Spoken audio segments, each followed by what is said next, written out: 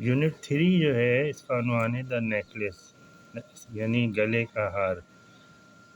گے ڈی موفساں ایک فرانسیسی مصنف ہیں، انہوں نے یہ لکھا ہے، اس کا انگریزی ترجمہ ہمارے سلیبس میں شامل ہے۔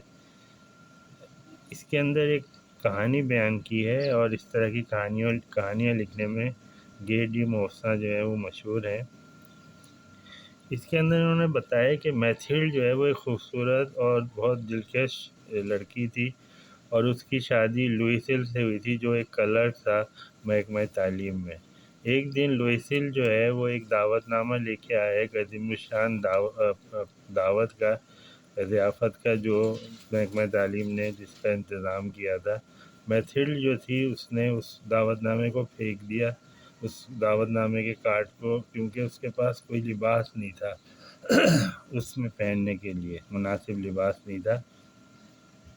چنانچہ اس کے شوہر لوئیسل نے اس کو 400 فرینک دیے۔ فرینک وہاں کی ایک کرنسی کا نام ہے، فرانس کی نام تھا پہلے، کہ وہ اس سے ایک لباس خرید لے اس فنکشن میں پہننے کے لیے، اس ضیافت میں۔ میتھیلڈ نے جو ہے لباس بھی لے لیا، اور اس کے بعد اس نے ایک ہیروں کا ہار اپنی ایک امیر سہیلی میڈم فورسٹیر سے ادھار لے لیا۔ چنانچہ اب یہ میتھیلڈ کو بہت سراہا، بہت پسند کیا لوگوں نے اس ضیافت میں۔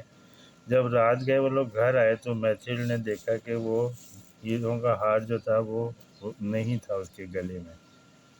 انہوں نے بہت تلاش کیا، اس ٹیکسی میں بھی اس کا بھی پتہ کیا، اور گھر میں بھی، رستے میں بھی ان کے شوہر جو تھے انہوں نے ڈھونڈا، اور ایک ہفتے تک وہ ڈھونڈتے رہے، لیکن وہ گلے کا ہار نہیں ملا۔ تو انہوں نے فیصلہ کیا کہ وہ اسی قسم کا ایک گلے کا ہار بازار سے خریدیں گے۔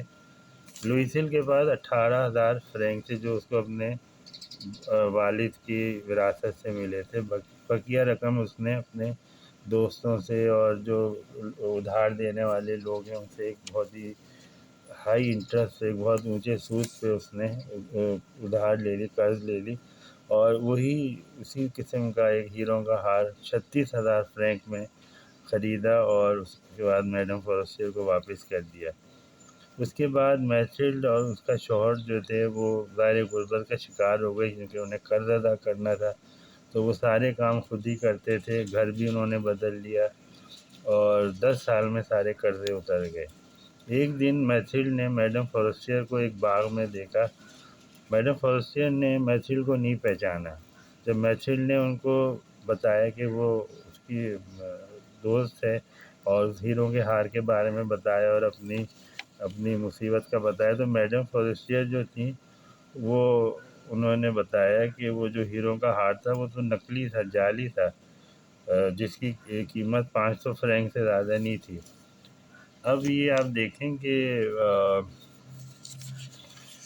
اب وہ جو رقم ہے، وہ جو انہوں نے اس کا ہار جو انہوں نے واپس کیا، اور جو انہوں نے تکلیفیں اٹھائیں، اور اس طرح سے اب وہ ہار اگر ان کو وہ واپس بھی دے دے تو ان کے جو 10 سال تھے جو انہوں نے غربت میں اور پریشانی میں، تکالیف میں اٹھائے تھے، وہ تو ان کو واپس نہیں مل سکتے تھے۔